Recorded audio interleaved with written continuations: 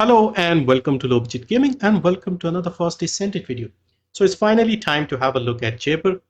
Jayber was the last Descendant whose Arche Tuning I needed to finish, and while I was doing that I was simultaneously building him as well.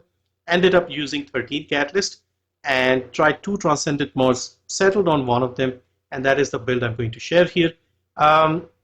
If you play solo, he's fine, you can manage just fine. But if you play in a group, he'll be left behind by the other stronger Descendants.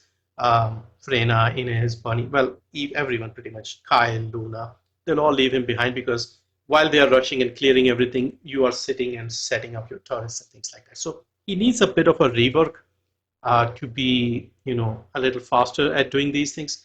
And so we'll see what that is. I'll have a few thoughts at the end, and I'll show you the Sigma sector run as well. So I'll explain his abilities, which Transcendent mode I'm using, and yeah, just how to use him generally. All right, so let's have a quick look at how his skills work, and then I'll share the build. Build is quite easy. So with his first ability, he summons an assault turret. Okay, so this assault turret will hit enemies. I can see here we're doing not a lot of damage, but yeah, this has a duration. It has some health, so if enemies attack it, it will get destroyed, and the duration you can mod it to increase the duration. Now his third ability, well actually let's look at the second ability. So his second ability is another turret. This is a medical turret, and if you are within this zone, your teammates will get recovery. Okay, their health will recover, and this will also taunt the enemies. So it'll be like a decoy, so enemies will come and hit it.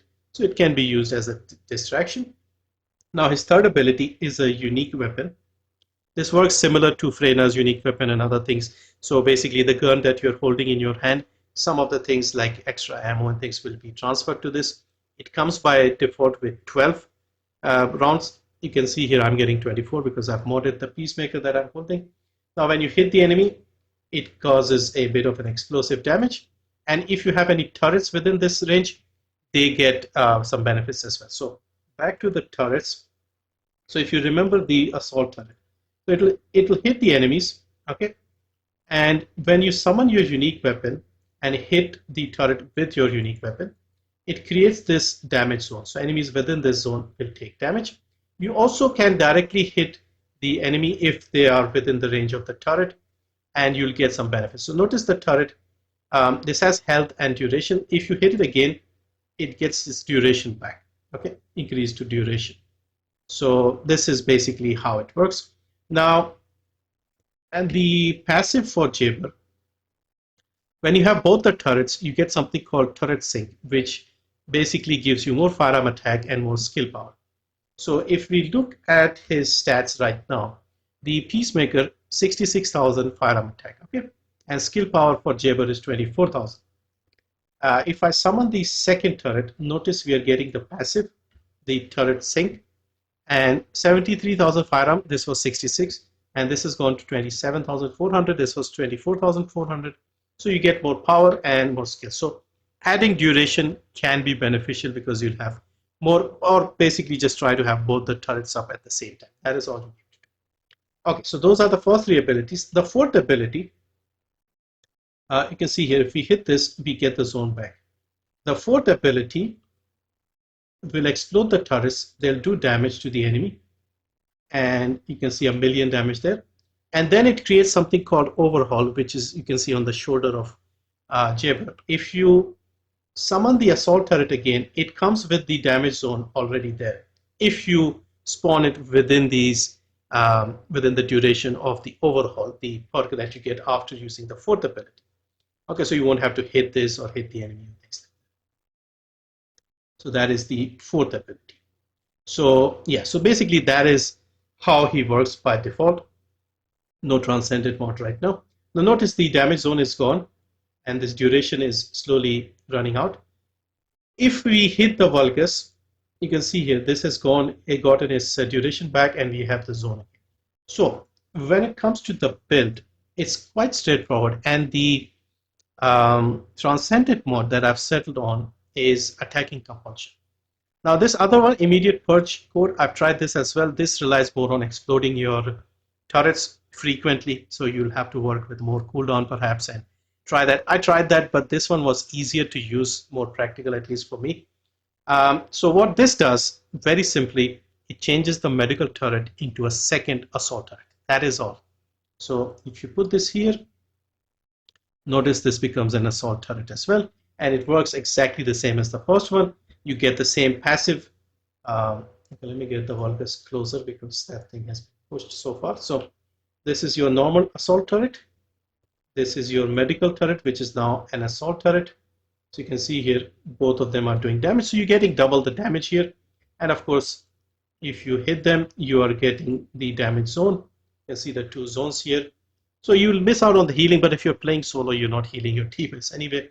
Plus, at the moment, the game, the way this works, we don't really need to worry about those things.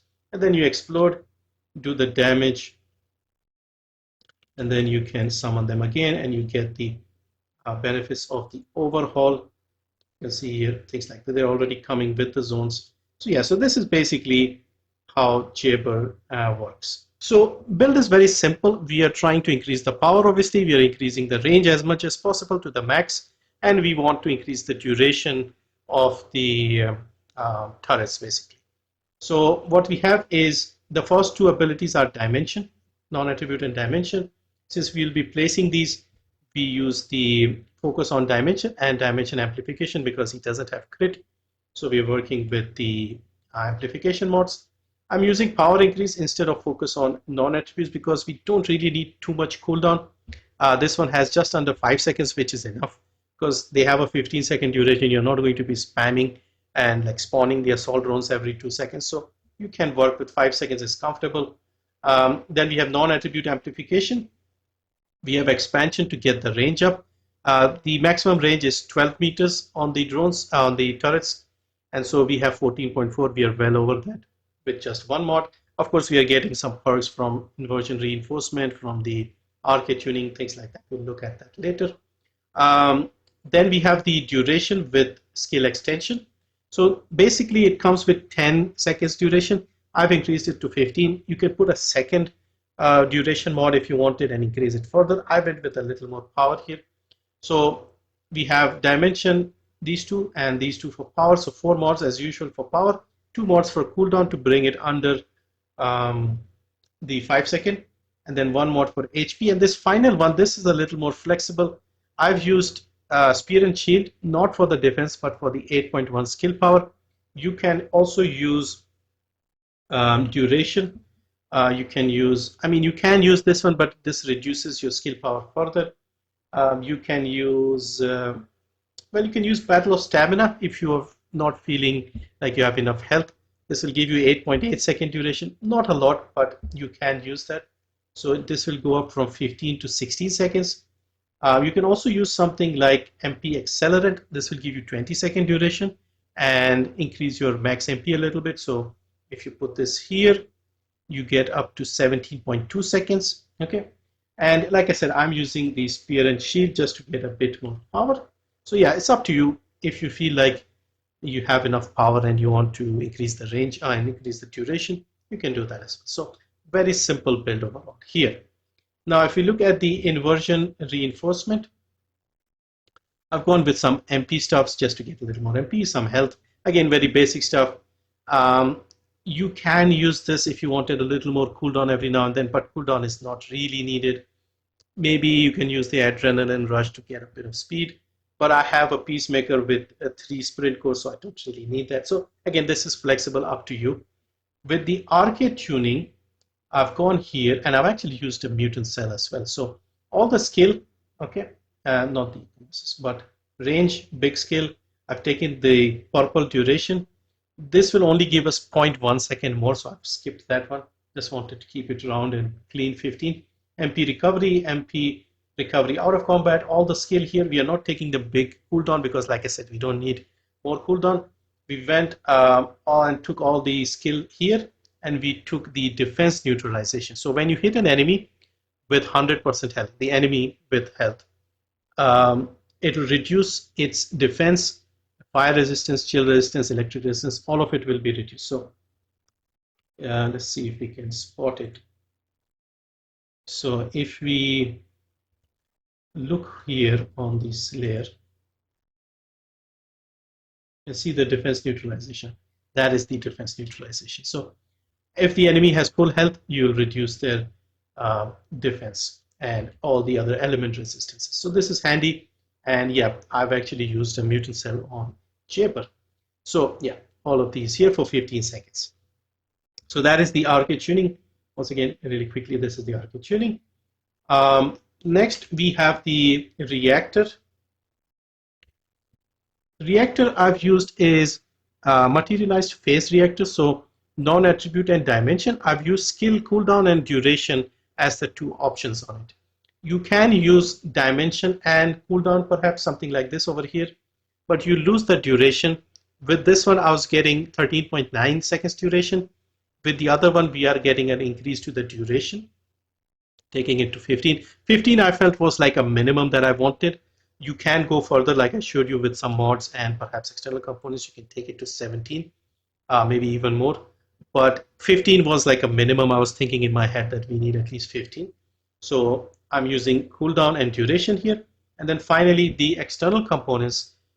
You have basically two options. You can go with the Slayer 4 pieces, or you can go with the Enlightened Mage 4 pieces.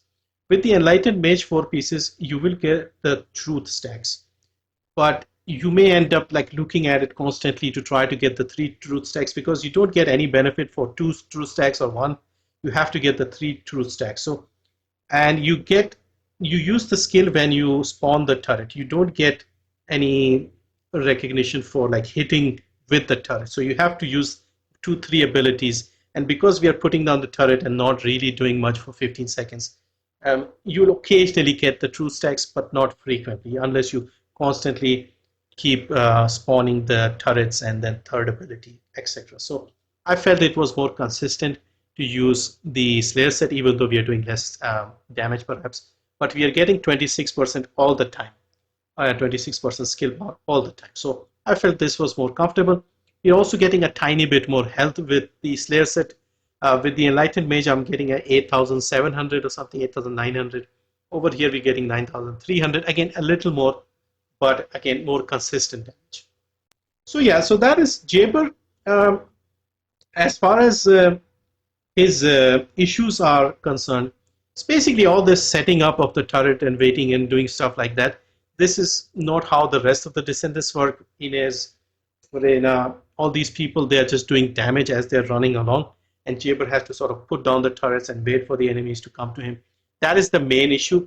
Plus, you also have this thing where it's only one turret at a time. So if I wanted to put a second assault turret, let's say with the first ability, the first one will disappear.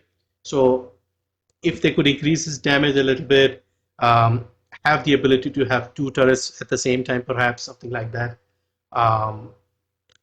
Things like that. Or his turrets can follow him so that he doesn't have to sit and wait for enemies. Yeah, just if the turrets were to follow him for 15 seconds, he would be just running along and doing damage, sort of like Inez or Freyna or something like that. So those are some of the things they could consider.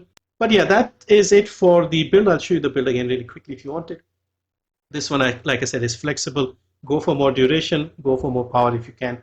And yeah, I'll leave you with the Sigma Sector run that I did earlier using this exact same build. I was using the Spear and Shield with that setup. And so you can have a look and see that solo, he's not bad. You can have a good time if you want to try something different.